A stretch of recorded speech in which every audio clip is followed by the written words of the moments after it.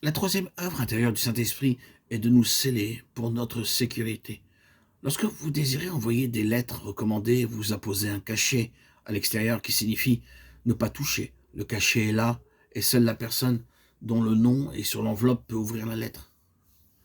Le sceau dans la Bible parle de sécurité. Le Seigneur Jésus-Christ m'a scellé et je lui appartiens. Jean 10, 27. Si vous êtes devenu sa brebis, vous êtes en sûreté car Dieu a mis son sceau sur vous et le diable ne pourra jamais vous emporter. Le Seigneur déclare clairement, et les brebis ne périront jamais, et personne ne les ravira de ma main. Le Seigneur nous connaît, de Timothée 2, 19, 2 Corinthiens 1, 22. La troisième œuvre du Saint-Esprit est donc de me sceller pour faire de moi la possession rachetée du Seigneur Jésus-Christ. Le diable peut venir, mais il ne réussira jamais à m'arracher de la main du Seigneur, parce que le sceau de mon Seigneur est là, et je suis en sûreté en lui. Je lui appartiens. Parmi tous les animaux, la brebis est l'animal le plus vulnérable. D'autres animaux comme les ânes, les chevaux, les vaches, les buffles, les cochons, les chiens, les chats pourront retrouver leur chemin. Si vous mettez votre chat dans un sac et que vous le laissiez dehors, même très loin, il reviendra vers vous. Si vous laissez votre chien à plus de 3 kilomètres, il reviendra. Même les bœufs, les chevaux ou les cochons peuvent retrouver leur chemin, mais pas les brebis. Une brebis peut s'éloigner de quelques centaines de mètres et ne plus retrouver son chemin. Le berger doit aller à la recherche. Dans Ésaïe 53, 6, nous lisons « Nous étions tous errants comme des brebis. Et le Seigneur est venu nous chercher. Il dit « Mes brebis entendent ma voix. »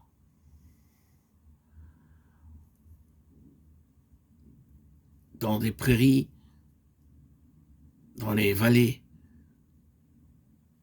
où il y a de nombreuses brebis, il faut 4 ou 5 bergers pour garder ces brebis, les garder dans le même enclos.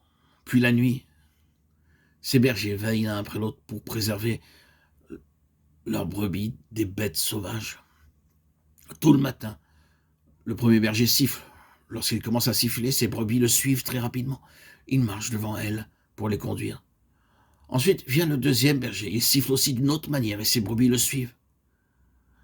Dieu dit, elles ne suivront point les étrangers, même si sur d'autres points elles seront très stupides. Ce sens chez elles est par contre très exercé. Elles ne suivront point un étranger, mais elles fuiront loin de lui, parce qu'elles ne connaissent pas la voix des étrangers. Jean 10, 5.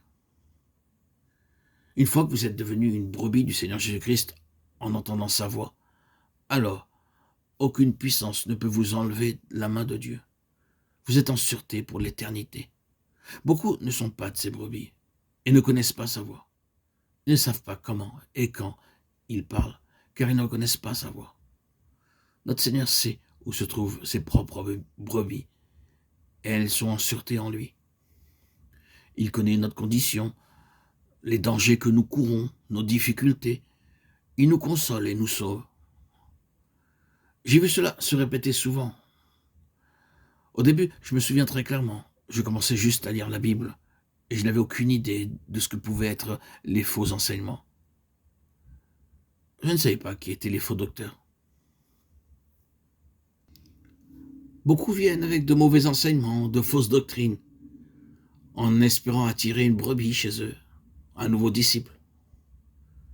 Pour ma part, lorsque je rencontrais ces personnes, j'entendis une voix dans mon esprit disant « Ne leur fais pas confiance ».